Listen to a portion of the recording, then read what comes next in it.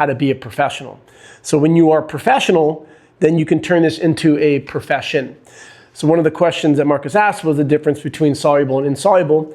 And again, there's a call where Jay has a whole hour, our team RD, she goes over it. But here's a little breakdown, like your Cliff Notes. And you can use like the S part of soluble for it slows, or it's a sponge. It's gonna soak up.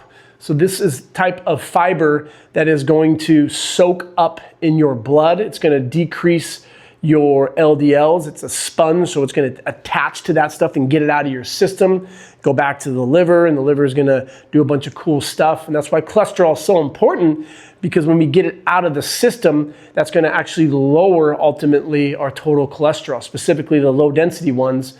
And those are what we classify as the bad ones. But as we know, which we'll take a look at here in a second with Vitality, we need to take a deeper look into it and not just simple LDLs.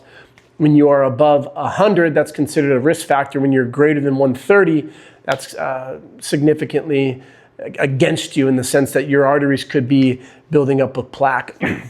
It's gonna slow down your sugar spikes or blunt sugar spikes. Great for gut health because of the sponge effect. Things that you're gonna see will be oats and apples, specifically the skin on the apple, berries, beans, carrots, flax, chia seeds. Those are all examples of soluble. Notice how I have both right here. It's not just black and white, like a bench press is primarily just for your chest and that's it. And squat is for your glutes per se. It's not like that with soluble and insoluble. You're gonna get a combination of both. Carrot may have more soluble, but there would be insoluble factors. When you think of insoluble, think of the stuff you're gonna see in the toilet. Now, if you eat a bunch of corn, you're gonna see the casing of the corn in your poo-poo. The proper term for that would be your fecal matter when you defecate, but that's the stuff you're gonna see in the toilet. It adds bulk, it decreases constipation, so it just makes you feel fuller. And some of those foods would be your whole wheats, brown rice, seeds, leafy greens. And then they give an example I think is really good with how it's a combination of both, with a ripe banana, the green one, being more soluble, but as it turns more yellow, it's gonna be better more for your gut health and it's gonna be more insoluble. Increase slows down. This is gonna think of it as a broom and a sponge. So I like those little examples right there, and hopefully it helps. Yes, it would be more on the insoluble side. They do have some soluble characteristics, like that pear, for example, the coating of the pear would be a soluble aspect, but the other nutrients within there.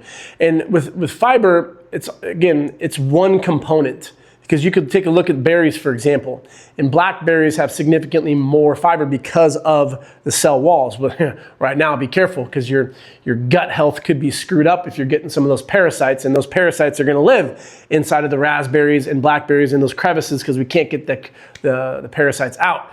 So without the fear of today and what we're living with, but in a perfect world, when you look at a berry, a blackberry has more fiber. A blueberry is going to have significantly less, but we're not saying blackberries are better than blueberries.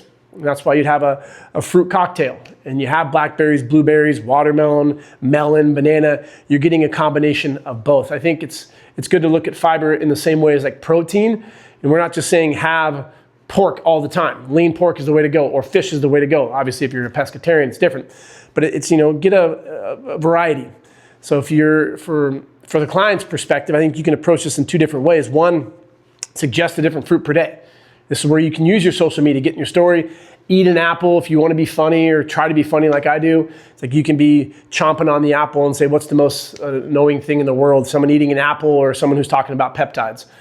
And apple benefits here. Next day it's a pear. Do the same thing, here are the benefits. Next day, blackberry. Next day, banana. Next day, chia seeds, whatever it is. Because dudes should be getting close to 40 grams, females should be getting close to 30 grams. They say 38 for males, 25 for ladies. And I think just like with protein and just like with exercise in general, we're not even close to the bare minimum. So with that being said, there were some great questions that Jay answered that people were asking about that ramp up. Because if you take someone who is primarily consuming processed foods and you switch them over into whole foods, and now every single day they're getting 3 apples and a bunch of blackberries, awareness of their digestion is probably going to increase in the sense that they're going to feel fuller, they're going to have more bulk, and they're going to defecate more. So going from 5 grams all the way up to 40 grams may be a little aggressive, and keep that in mind with the supplementation.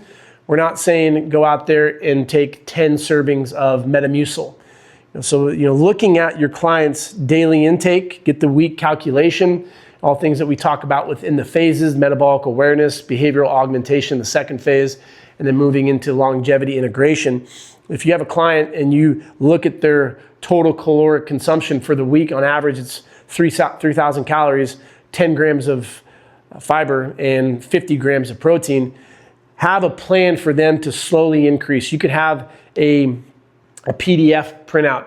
Choose 2 of these, and you have some that are soluble, some that are insoluble, knowing that they're both beneficial for heart health, and this is the one that's going to help decrease chances of coronary artery disease. And it's just not a sexy topic today. I think it's getting more popular, which is good, more awareness, but we're still kind of battling with the whole, the sugar spikes that we're freaking out about, and the irony behind that, right? Where you hear the carnivore folks saying, don't have any type of fruit, it's bad for you because of fructose. Well, in actuality, soluble fiber, which these are fruit, apples, berries, and so forth, they will have a positive impact on your health.